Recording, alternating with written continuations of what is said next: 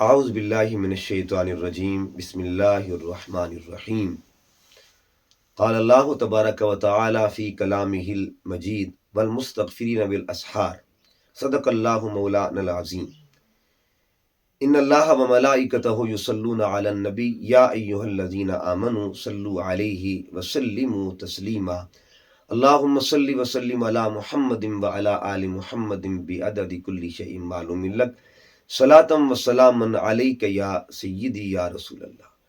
معزز و محتشم سامعین و ناظرین، ماہ رمضان المبارک میں ہم دروس فجر کے سلسلہ کے حوالے سے آج ایک نئے عنوان کے ساتھ حاضر ہیں، اور وہ عنوان ہے سحری کے حوالے سے۔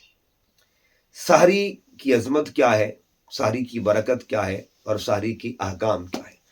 قرآن مجید کا اگر ہم مطالعہ کریں تو اللہ رب العزت نے سورہ آل عمران میں ارشاد فرمایا والمستغفرین بالاسحار، کہ سحری کے وقت جو اللہ کے حضور استغفار کرتے ہیں، گویا یہ وہ مقدس وقت ہوتا ہے، یہ بابرکت لمحہ ہوتا ہے جس کی برکات قرآن میں بھی مذکور ہیں اور احادیث طیبہ میں بھی مذکور ہیں۔ آخری پہر ہوتا ہے، اس وقت کو وقت سحر بھی کہتے ہیں۔ آج کی گفتگو میں ہم آقا دو جہاں صلی اللہ علیہ وسلم کے امر اور حضور علیہ السلام کے عمل دونوں کے امتزاج کے ساتھ سحری کی برکات کا ذکر کریں گے۔ یہ نبی پاک صلی اللہ علیہ وسلم کا امر بھی ہے سحری سے متعلق، یہ جو ہم سحری کھاتے ہیں رمضان میں اور سحری کرتے ہیں، اس کے پیچھے امر مصطفیٰ بھی ہے اور عمل مصطفیٰ بھی ہے، یعنی دونوں چیزوں کا حسین امتزاج ہے۔ اب حضور علیہ السلام کا امر مبارک کیا ہے، حضور کا حکم کیا ہے؟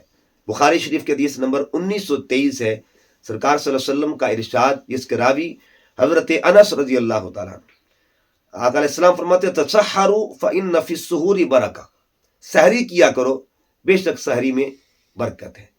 تو گویا سحری میں برکت کا آقا صلی اللہ علیہ وسلم، یعنی ایک ہی حدیث کے دو حصے بنتے ہیں۔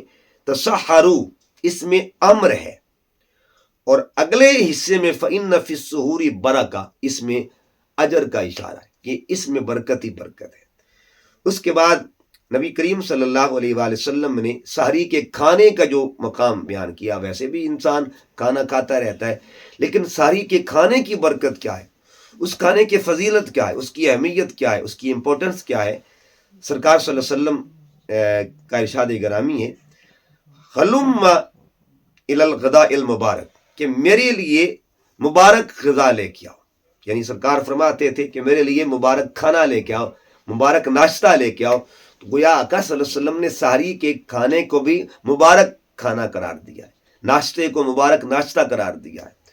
پھر جو سحری کھاتے ہیں ان کا جو کمال ہے، ان کی فضیلت ہے، سرکار علیہ السلام نے وہ بھی بیان فرمائی۔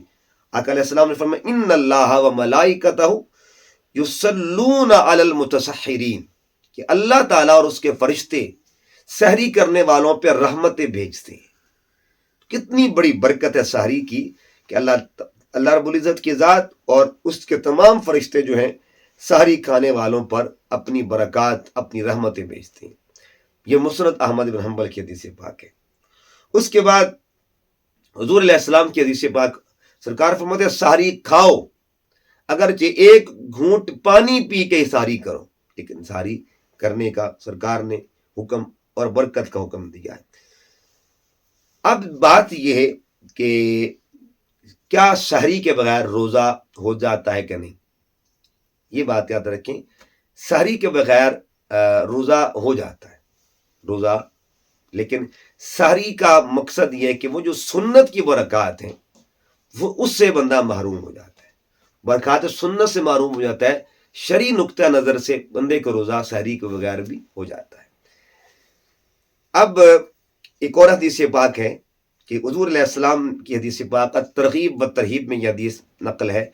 سرکار علیہ السلام فرماتے 3 افراد کا کھانا، 3 لوگ ایسے ہیں ان کے کھانے کا حساب نہیں ہوگا، اور وہ یعنی وہ خوش نصیب لوگ کون ہیں جن کے کھانے کا حساب نہیں لیجیے گا؟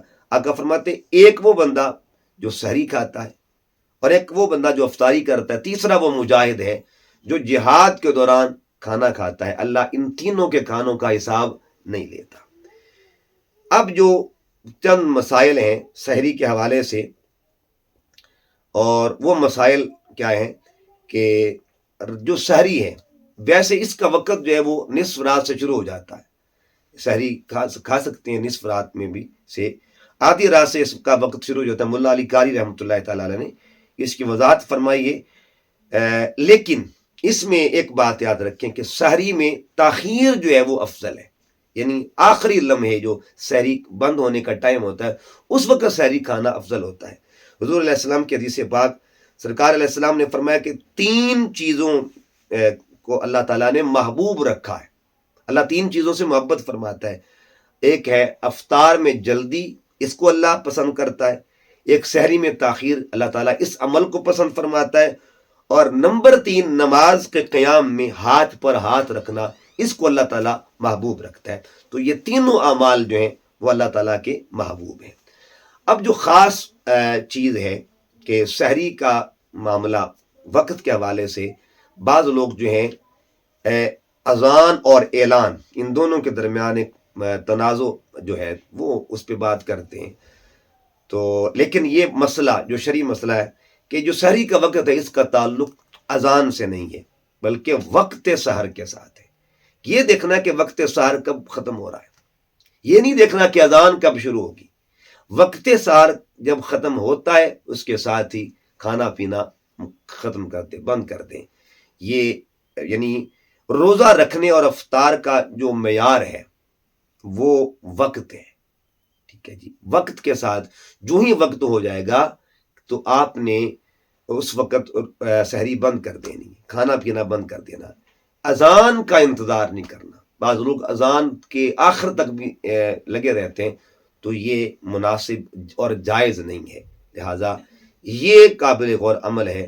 اور یہ کثرت کے ساتھ آج کل پایا جا رہا ہے کہ لوگ اذان تک جو ہے وہ کھانا کھاتے رہتے ہیں، تو اذان جو ہے نا وہ معیار نہیں ہے، یعنی سحری کے وقت کا اختتام، بلکہ اعلان اور وقت سحر جو ہے جو ہی ختم ہوگا کھانا پینا ختم کر دیں۔